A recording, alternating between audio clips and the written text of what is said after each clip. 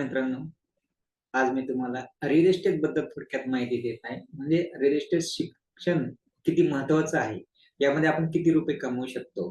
Real इस्टेटमध्ये अत्यंत महत्वाचं काय शिकायचं असतं, तर त्यामध्ये स्ट्रॅटेजी शिकण्याचं महत्वाचं असतं आणि टेक्निकल आणि त्यामध्ये सर्वात महत्वाचं त्यापेक्षाही आपल्याला आयडिया शिकायच्या असतात. वेगवेगळ्या आयडिया. आयडिया शिकण्यासाठी म्हणजे त्या आयडियाला आपण काय म्हणतो प्रिन्सिपल. प्रिन्सिपल शिकणं खूप महत्वाचं असतं.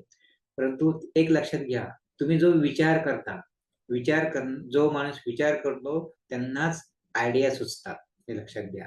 जर तुम्हाला रिअल इस्टेटची जर आयडिया आली असेल, तुमच्या विचार करताना तुम्हाला रिअल इस्टेटचे आयडिया आले असेल, तर तुम्ही 100% म्हणल्यापेक्षा 99% तुम्ही सक्सेस होणार आहात आणि तुम्ही भविष्यामध्ये काहीतरी नाविन्यपूर्ण करण्याच्या तयारीत आहात, हे तुम्ही लक्षात घ्यायचं आहे. आणि ही एक रिअल इस्टेट ही अशी एक कला आहे. ही जर कला तुम्हाला प्राप्त झाली, मित्रांनो 100% यश तुमचे आहे.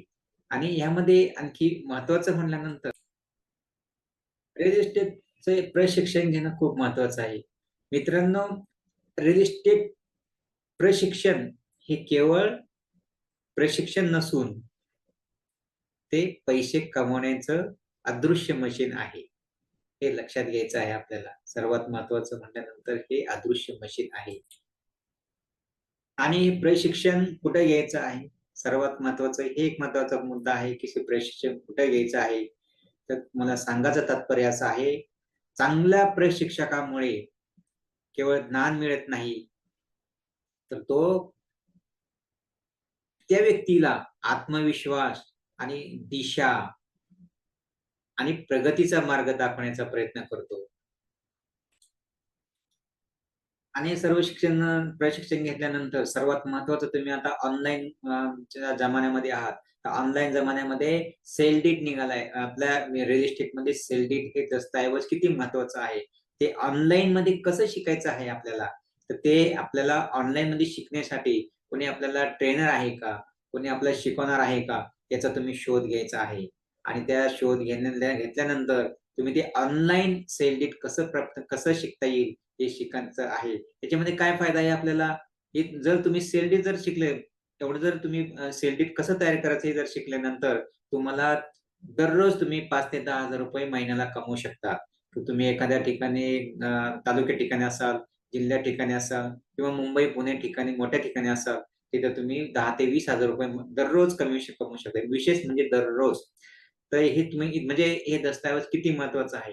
हा दस्तऐवज जो असते सेल डीड हा दस्तऐवज प्रत्येकाच्या घरामध्ये आहे आणि तो घरामधून तुम्ही शिकून घेऊ शकता आणि नंतर तुम्ही इथं ट्रेनरची थोडी मदत घेऊ शकता.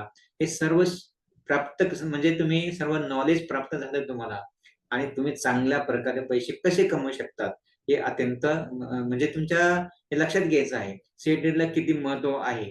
हे सेल डीड महत्वाचं सांगण्याचं कारण असं आहे, की आतापर्यंत माझ्याकडे जे विद्यार्थी आलेले आहेत, त्यांनी म्हणजे ते शिकून त्यांचं दररोज 5 ते 10,000 रुपये कमवतात. मग त्यासाठी ज्यांना अ, जर माझ्याकडून ट्रेनिंग घ्यायचं असेल, प्रशिक्षण घ्यायचं असेल, त्यांनी माझ्याशी कॉन्टॅक्ट करायचा आहे आणि माझ्याकडे कॉन्टॅक्ट केल्यानंतर आपण ते ट्रेनिंग त्यांना वर्षभर माझ्याकडे वर्षभर ट्रेनिंग चालू असतं. प्रत्येक महिन्याला ट्रेनिंग असतं. तर त्यामुळे तुम्ही कधीही, केव्हाही ॲडमिशन घेऊ शकता आणि कोण-कोण ॲडमिशन घेऊ शकतं हे पण महत्वाचं आहे.